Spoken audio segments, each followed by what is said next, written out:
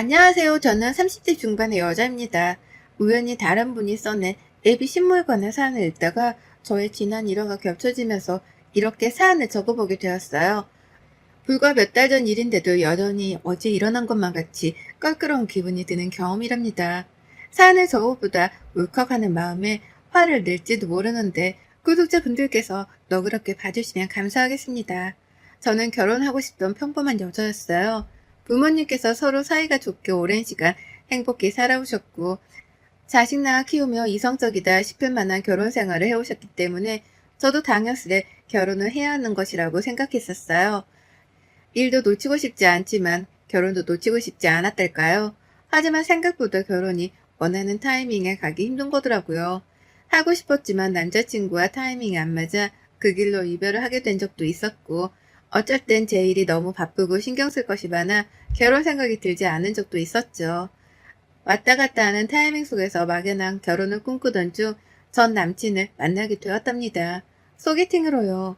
그간에 많은 연애를 해본 건 아니었지만 그래도 고등학교 때 풋풋했던 첫사랑을 시작으로 여러 번의 연애 경험이 있었고요. 그렇게 서로 다른 남자들을 만나오면서 30 중반이 되고 나니 나름 나에게 잘 맞고 좋은 남자가 누구인지에 대해서 판가름을 할 수 있는 정도는 되었던 것 같습니다. 결혼을 하기로 약속했던 전 남친도 딱 그렇게 제 촉이 좋은 사람이었죠. 그래서 더 늦기 전에 얼른 시집을 가야겠다고 마음을 쉽게 먹을 수 있었고요. 전 남친은 저랑 비슷한 계열에서 근무를 하는 비슷한 월급쟁이 직장인이었고요. 근무하는 회사 위치도 비슷해서 연애 처음 3개월 동안은 점심시간에 만나 점심 데이트도 즐고 했습니다. 퇴근하면 같이 중간 지점에서 만나 중간 어딘가에서 데이트를 하다가 집으로 돌아가기도 했고, 하여간 가까이에서 일을 하다 보니 만나기는 수월했어요. 처음부터 먼저 결혼 얘기를 꺼내면 부담스러워할까 싶어서 저 혼자 애를 태웠는데, 다행히 나이대가 비슷해서 그런지 전 남친도 결혼하고 싶어 했고요. 그러다 보니 이렇게 만나서 데이트를 쪼개 하느니 차라리 얼른 결혼해서 살림을 합쳐보자는 쪽으로 방향을 가다듬게 되었답니다. 그렇게 저희는 연애를 해본 지 4개월 정도가 되자마자 세그머니 결혼 얘기를 나누게 되었죠. 말 그대로 홍기도 꽉 찼었고 각자 일을 하며 직장에서 인정받고 살았기 때문에 경제적인 어려움도 없는 상황이었어요.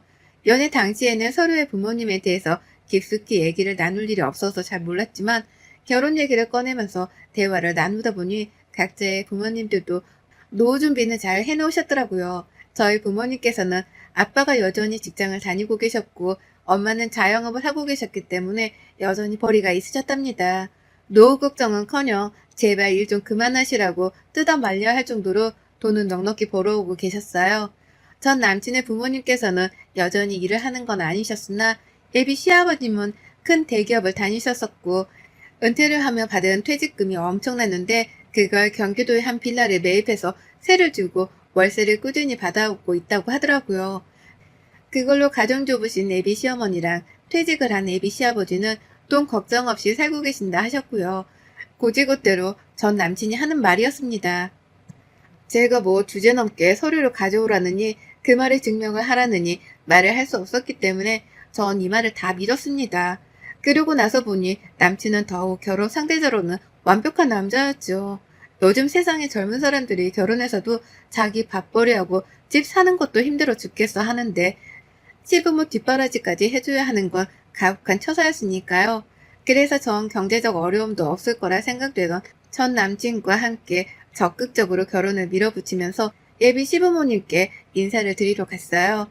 꼭 밖에서 만나자고 하시길래 식당 하나를 잡았고 거기서 밥을 먹으며 인사를 나눴는데요. 별말은 안 하셨고 기본적인 것들만 물어보시며 니들이 결혼하는 건데 라고 하시더라고요. 독립된 자녀가 결혼하는 거니 당신들은 그냥 도울 거 있으면 돕기만 하겠다는 의사를 몇 번이고 필요하셨답니다. 그러니 저로서는 뭐 이런 100점짜리 시부모님이 다 있으신가 싶어 땡 잡았다 싶었죠. 이거 해달라 저거 해달라는 사람들이 넘쳐난다는데 제 애비 시부모님께서는 전혀 그러질 않으셨으니까요. 딱 하나 식사를 마치고서 전남친을 포함해 아무도 결제를 하려고 하지 않길래 제가 영수증을 직접 들고 계산을 했던 게 걸리긴 했는데요. 결혼해서 엮일 가족들인데 밥 한 끼 사드리는 게 뭐 대수일까 싶었습니다. 그래서 그냥 제가 결제를 한 것에 대해서도 큰 불만은 없었습니다. 하지만 이것이 저의 미천한 실수였어요. 곧 눈뜬 장님이 될 복선이라는 걸 이땐 전혀 상상하지 못했기 때문이었죠. 인사를 드린 후 시부모님이 말씀하셨던 것처럼 저희 커플은 저희 주도하에 결혼을 준비해 갔어요. 우리가 결혼하는 거니까 알아서 내버려 두겠다 하신 시부모님의 말씀대로 저희는 정말 저희가 원하는 대로 일단 결혼 준비를 했습니다. 둘이서 모아놓은 통장부터 깎고 거기서 쓰기가 용이한 한도에 맞게 식장도 알아보고 스드메 예약 등 모든 걸 차질 없이 진행해 갔어요. 제 성격 자체가 워낙 작은 거 하나도 허투루 놓치지 않고 챙겨야 하는 타입이었기 때문에 내 결혼식인 만큼 모든 걸 완벽하게 진행해 보고자 했죠. 그게 설령 잘못된 방향으로 가고 있었다고 할지라도 당시에 결혼을 한다는 것만으로 너무 꿈에 부풀어 있었기 때문에 잘 알아차리지 못했답니다. 그리고는 정말 순식간에 결혼 준비를 마쳤어요. 중간에 결혼 날짜는 저희 집에서 정해와서 그걸로 양가가 합의해서 결정했고요. 제가 그리 결혼을 늦게 하는 것도 아니었지만 일단 정년기이기도 했고 주변의 제 모든 친구들은 이미 결혼을 했었거든요. 이게 참 주변 환경이 이렇다 보니 나도 빨리 하고 싶다는 생각이 더욱 강하게 들기도 했습니다. 그래서 결혼식 날짜도 식장이 비어있는 가장 빠른 날을 발견하자마자 저희 부모님과 상의해서 바로 결정을 내렸고요. 그렇게 저는 코앞에 결혼 날짜를 두고 혼자 다이어트도 하고 피부 관리도 하며 나름 신부 관리를 받고 살았어요. 그게 재미이기도 했고요. 근데 애비 시어머니가 그쯤부터 연락이 오더라고요. 결혼 날짜도 다 잡고 스드메 예약도 다 해놔서 이제는 정말 날짜만 닥치면 식을 올리게 되던 그 시기에 말입니다. 처음엔 아주 단순한 안부 인사였어요. 애비 며느리야, 잘 지냈니? 라고 하면서요. 먼저 연락을 해주신 애비 시어머니의 문자에 너무 죄송스럽더라고요. 제가 먼저 인사를 못 드린 것에 대해서 말이죠. 그래서 연락도 정말 열심히 받았고 먼저 문자 주셔서 감사하다며 제가 막 다음 약속도 잡았습니다. 밖에서 밥도 먹고 차도 마시고 쇼핑도 가자며 어머님의 인사 문자에 격하게 반겨가며 약속을 잡았어요. 애비 며느리라고 불러주시는 것도 감사했고 차츰 수진아 이렇게 불러도 됐지? 라고 하면서 이름을 불러주시겠다고 하는 것도 감사했죠. 분명 어머니께서 저랑 친하게 지내기 위해 노력을 하고 계시는 거라 생각을 했기에 그에 걸맞게 저도 아랫사람으로서 최선을 다해 잘 지내보려 해야겠다 마음 먹었습니다. 그래서 어머님이 차츰 더 친근하게 저를 부르시고 차츰 더 작게 저를 찾더라도 그게 다 저랑 결혼 전에 친해지려고 하는 어머님의 귀여운 노력인 줄 알았네요. 그래서 저도 북치고 장구치듯 어머님 장단에 맞춰드리려 했고요. 그런데 한두 번씩 살짝쿵 이게 아닌데라는 생각이 들만한 일이 있었습니다. 한 번은 회사 점심시간에 회사로 찾아오셨더라고요. 솔직히 점심시간은 직장인들에게 그리 긴 휴식시간도 아니고 점심 먹고 커피 한 잔의 행복을 느끼고 나면 시간이 무지하게 짧게 지나가잖아요. 그러니 갑자기 예고도 찾아오신 어머님께 살짝은 놀랐습니다. 그래도 저 보러 와주셨다는 생각으로 일단 감사한 마음으로 찾아 나섰어요. 그리고는 직장인들의 여기저기 너무 줄을 서서 식당마다 대기를 하고 있던 바람에 어쩔 수 없이 카페로 가 샌드위치를 시켜 먹었죠. 그런데 어머님이 샌드위치를 다 먹자마자 나 하나 더 시켜 먹어도 돼?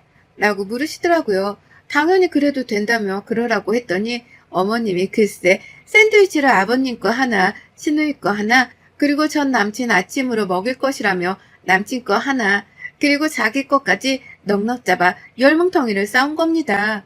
진열대에 있던 샌드위치를 모두 다 가지고 나오신 것이었어요. 이렇게까지 사오실 일인가 싶었으나 일단 계산을 하려며 카드를 내어드렸습니다. 그리곤 잠깐 생각했죠. 애비 며느리 카드로 당신 가족들의 다음날 아침까지 사가는 애비 시어머니가 몇이나 있을까 하고 말이죠. 하지만 뭐 이게 처음이자 마지막이겠거니 했습니다. 어머님이 다음날 아침을 차려주지 못할 부득이한 상황이라도 있겠거니 하며 애써 말도 안 되는 이유를 들먹이며 저 스스로 이해를 해보려 했죠. 그러나 이런 일들은 몇 번이고 반복이 되었답니다. 어머님이 불현듯 찾아 불러서 얻어먹는 일 말이죠. 그러면서 한 번을 사주지는 않으시더라고요. 말은 참 친해지려 애쓰시는 듯 하는데 단 한 번도 제게 밥이라는 걸 사주신 적이 없었답니다. 전 그때까지도 아직 전 남친의 집을 한 번도 가보지 못한 상황이었는데 집으로 초대조차 해주질 않으셨어요. 밥 한 끼 정도도 대접을 여태 안 해주셨던 겁니다. 슬슬 이런 것들이 아리송해지고 나는 언제쯤 예비시댁이란 곳을 찾아가기나 할까 싶어서 전 남친에게도 말을 털어놨어요. 나는 집으로 언제쯤 초대를 해주냐고 말이죠. 다들 결혼하고 집을 깜짝 공개할 참이냐고 하면서 말입니다. 하지만 남친도 웃기만 할 뿐 당장 약속을 잡잔 말은 하질 않았고 그쯤 시어머니 태도도 더욱 이상해졌어요. 제가 너무 편해지셨던 겁니다. 결혼을 정말 코앞에 둔 상황이었는데 어머님이 슬슬 본색을 드러내기 시작하셨죠. 자주 밥도 사드리고 또 회사 앞에서 만나기까지 했으니 제가 편해지셨던지 어머님은 제가 집에 와 있는 퇴근 후의 시간에도 연락을 서스럼없이 하셨답니다. 그리고 어머님과 대화를 주고받다 알게 되었죠. 애비 시어머니가 내가 생각했던 것보다 개방적이지도 않고 또 친절하지만도 않다는 걸 말이죠. 한두 번씩 집안일에 대해 잔소리 비슷한 훈계를 하시더라고요. 내가 결혼을 오래 해봤잖아. 여자가 성질을 죽이고 사는 게 최고야. 집에 와서도 바깥 일한다고 큰소리 내지 말고 남편 기 살려주면서 늘 떠받들어주는 걸 본보기로 삼아야 집이 잘 굴러가는 거지. 라는 말로 제게 성질을 죽이고 살란 소리를 돌려가게 하듯 말씀을 하시더라니까요. 바깥 일을 한다고 큰소리 내지 말란 소리는 맞벌이를 한다고 해서 배우자랑 대등하다고 생각을 하지 말란 소리와 다를 게 없었고요. 뭐 이런 구닥다리 같은 소리를 당당하게 하시나 싶어 처음엔 놀랐습니다. 내가 생각하던 그 착하고 친절하신 애비 시어머님이 맞나 싶어 말이죠. 하지만 어머님의 뻔뻔한 잔소리는 멈추질 않았어요. 맞벌이를 하되 큰 소리는 내지 말고 살라 하면서 어디 돈 나갈 일이 있으면 저부터 찾기 시작한 거죠. 간단히 밥을 먹을 때에도 며느리한테 밥을 얻어먹고 싶다며 제 카드를 꺼내게 하고 남친이랑 시부모님이랑 넷이서 다 같이 밥을 먹은 적도 있었는데 그때도 며느리 카드를 써보자면서 저에게 계산을 하도록 주도하셨답니다. 그때까지도 저는 아직 시댁을 가보지 못한 상태였고 단 한 번은 시부모님께 얻어먹어보지 못했네요. 대기업 다니다가 퇴직하고서 억대 퇴직금을 받은 걸로도 모자라 경기도 빌라 하나를 사서 월세를 받으며 사신다더니만 이건 뭐 말만 넉넉할 뿐 보기엔 상그지가 따로 없었답니다. 슬슬 이상하단 감이 커져갖고 그쯤부터 저도 남친에게 집에 좀 데려가 달라고 한다거나 네가 밥을 사보라며 고집을 부리는 등 속으로만 감추고 있으려던 속마음을 꺼내기 시작했죠. 그리고는 결혼을 거의 일주일 남겨놓은 상황에서 결국 시어머니가 제게 시한폭 돈을 떠넘겨주고 마셨답니다. 결혼을 코앞에 뒀었기에 신부가 도망을 가지 못할 것이라고 생각을 하셨더라고요. 스드메 예약도 다 해놓고 식장 예약도 다 되어버린 상황에서 모든 걸 뒤집을 수 없다는 걸 시어머니는 아셨던 겁니다. 그래서인지 결혼을 일주일 앞뒀던 그 중대한 시기에 시어머니는 드디어 저를 시댁으로 초대하셨답니다. 감격스러운 순간이었죠. 그와 동시에 속마음은 굉장히 알딸딸했고요. 이게 이렇게 찾아오기 힘들 일이었나 싶으면서도 이제서야 나를 초대한 것엔 이유가 있으리라 싶었습니다.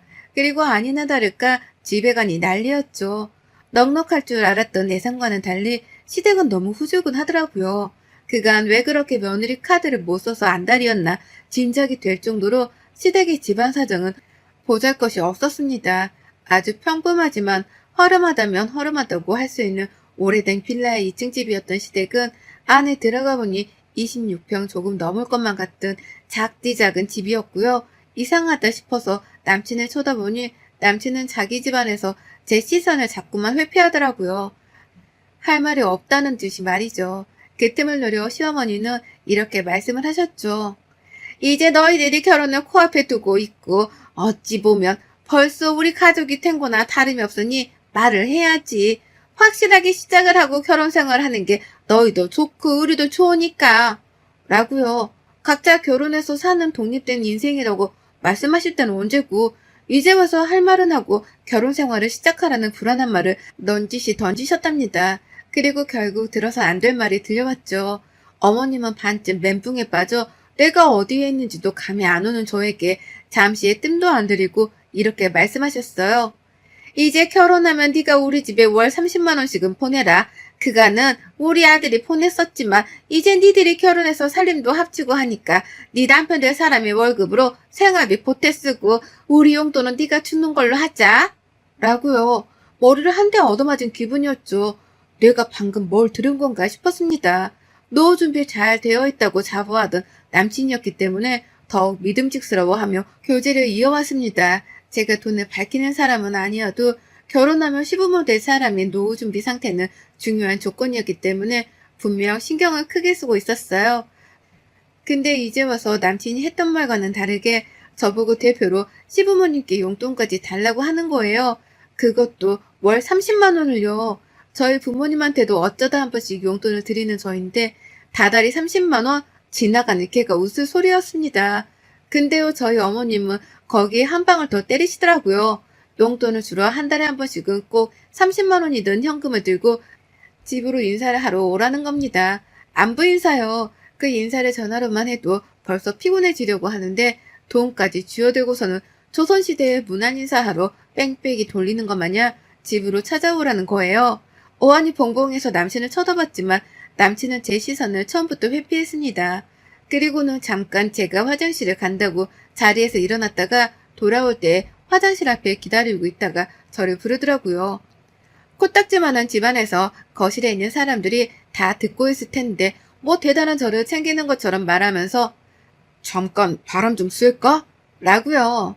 그렇게 저는 남친을 따라 집 밖을 나갔고 혹시나 싶어서 나가며 핸드백을 챙겼습니다. 시어머니가 가려고? 라고 물어보시며 아직 얘기 안 끝났으니 가방을 놓고 가라 하셨거든요. 근데 저는 그 자리에서 단박에 시어머니 말이 끝나자마자 대답했어요. 남친 말하는 거 봐서 갈지 말지 결정하려고요. 라고요. 그리고는 보란듯이 제 핸드백을 챙겨 집을 나가버렸죠. 시부모님께 인사도 없이 말입니다. 이미 마음속으로는 남친이 뭔 말을 하던 말던 바로 집에 가겠다고 마음을 먹은 후였고요. 일단은 남친이 뭐라 반론하며 자기 부모를 욕할지 아니면 편들지 지켜봤는데요. 세상에 이놈의 자식이 글쎄 저한테 아주 대단한 거짓말을 치면서 결혼까지 끌어들이려 했더라고요. 노후 준비가 안 되신 것 같다고 왜 용돈이 30만 원씩이나 필요하신 거냐면서 따지고 물으니 남친이 대답을 했습니다. 이제 다니는 직장도 없으시고 라고 말이죠. 그래서 제가 월세를 받는 그 빌라는 있지 않느냐며 더욱 거세게 따졌어요. 그러자 남친은 전에 한 적이 없는 말로 저를 놀래키더라고요. 아니 그건 세입자가 들어봐야 월세를 받는 거고 라고요. 이런 제 얘기. 그러니까 남친 말은 이거였습니다. 빌라를 사긴 샀으나 빌라 하나를 통째로 산 게 아니라 그냥 경기도에 있는 원룸 같은 집을 샀던 것에 불과했던 거였고요. 그걸로 월세를 받아봤자 꼴랑 몇십만 원인데 그것마저도 세입자가 안 들어와서 지금은 텅텅 비어있다더군요. 그러니까 결국 월세를 주는 세입자 따위는 애초에 없었던 겁니다. 말 그대로 무직이었던 거예요. 무직. 노후 대비도 안 되어 있고 있는 원룸 월세마저도 세입자가 없어 돈을 못 벌고 있는 실정이었던 거죠. 그런데 저한테는 무슨 대단한 빌라를 통으로 월세를 주고 돈을 버는 취급을 하면서 떵떵거렸던 겁니다. 그래놓고서는 이 위험천만한 집안으로 시집을 오게까지 하려고 한 거였고요. 그것만으로도 배신감에 치가 떨리는데 시어머니가 다달이 인사를 와서는 용돈까지 쥐어달라고 하는 말에 아무런 화를 내지 않았다는 것은 더욱 절 실망케 했답니다. 내 편도 아닌 놈인데 잘난 것도 없는 놈이니 더더욱 결혼할 이유는 없다 싶었죠. 저는 남친의 말을 싹 다 무시한 채 대꾸 한마디 안 한 채 이놈을 위아래로 쳐다보다 택시를 잡고 집에 왔어요. 말도 섞고 싶지 않아서 따라오려고 하는 남친을 멈춘 채 상종하기도 싫으니까 더 따라오지 마. 라는 막말을 퍼부었죠. 그리고 결혼식 바로 전날 저는 변호사를 선임한 채 파혼 통보를 했습니다. 동시에 결혼식 준비를 하며 지불한 예약금을 물어내라고 고소장까지 날려버렸고요. 저한테 노후 준비가 잘 되어 있다고 거짓말을 한 것, 그리고 그간 막무가내로 회사에 찾아와서는 점심값으로 지불하게 한 사소한 금액들까지 싹 다 내용 증명을 보내어 갚아내라고 통보를 했답니다. 이런 집안인 줄 알았으면 애초부터 결혼 따위를 할 마음을 먹지 않았을 거라며 남친에겐 다시 엮이지 말자 욕도 한 바가지 퍼부었네요. 우리들을 소개시켜준 사람이 남친네 회사를 다니는 제 대학 선배였는데 싹 다 꼰질러 버리기 전에 물어낼 돈만 물어내고 끝내자고 통보를 하니 남친은 회사라도 다니며 밥벌이를 해야 한다 싶었던지 고소장이 제대로 접수되기 전에 모든 결혼 비용, 예약금을 제게 토해냈답니다. 그리고 마지막 말로 나 진짜 쪽팔린다 라고 하더라고요. 청첩장도 다 돌리고 결혼한다 떵떵거려놨는데 이제 와서 파혼당하고 돈 물어내고 직장 때문에 파혼당하며 찍소리도 못 내고 자기 처지가 비참하고 쪽팔린다며 제 앞에서 흐느껴 울더라고요. 우리가 왜 이렇게 되었냐며 이제 와서 청승 떨듯이 절 붙잡으려 하는데 저는 바보가 아니었어요. 이런 놈한테 시집을 가게 되면 내 앞으로의 인생이 구질구질한 구렁이에 빠질 게 뻔하다는 걸 너무나 잘 알고 있었답니다. 그래서 전 남친이 눈물을 보이던 그걸 흘리던 아무런 반응을 보이지 않은 채 이놈의 눈깔만 노려봤답니다. 그리곤 다른 여자한테 더 피해주지 말고 제발 혼자 살아 평생. 나는 덕담을 남긴 채 헤어졌죠. 그게 제가 본 전 남친의 마지막 모습이었답니다. 애비 시부모님 연락처는 그 집에 갔다가 나온 당일날 바로 차단을 했고요. 애비 시부는 굴러들어올 뻔한 돌을 빼낸 게 마음 아팠던지 그 두 번을 제 회사까지 찾아왔는데 그때 제가 전 남친한테 발악을 하며 꼰지르니 남친이 허겁지겁 달려와 자기 엄마를 데리고 도망쳤답니다. 제가 그랬거든요. 니네 회사에 니네 집안 궁상인 거 싹 다 터뜨리고 파혼 책임 묻기 전에 니네 엄마 데리고 꺼져. 라고 말이죠. 그렇게 저는 결혼을 하루 앞둔 전날 남친과 파혼을 했어요. 그리고 다시 서른 중반이 지금 싱글이 되었답니다. 결혼을 할 사람은 단박에 파악도 하고 잘 선택할 거라 자신 있어 하던 저였는데요. 이번 경험을 통해서 다시금 깨우쳤네요. 결혼이란 것만큼은 정말 신중하고 또 신중해야 한다는 걸 말이죠. 그래서 전 아무래도 당분간은 혼자인 솔로를 즐기면서 다가온 지금의 정적을 조금이라도 더 즐겨보려 합니다. 마음 가다듬고 언젠가 다시 찾아올 좋은 사람을 만나길 기다리며 만족하려 살려고 노력 중이네요. 속으로 끙끙거리며 품고 있던 저만의 사연이었는데 이렇게라도 사연 속에 털어놓고 나니 속이 시원합니다.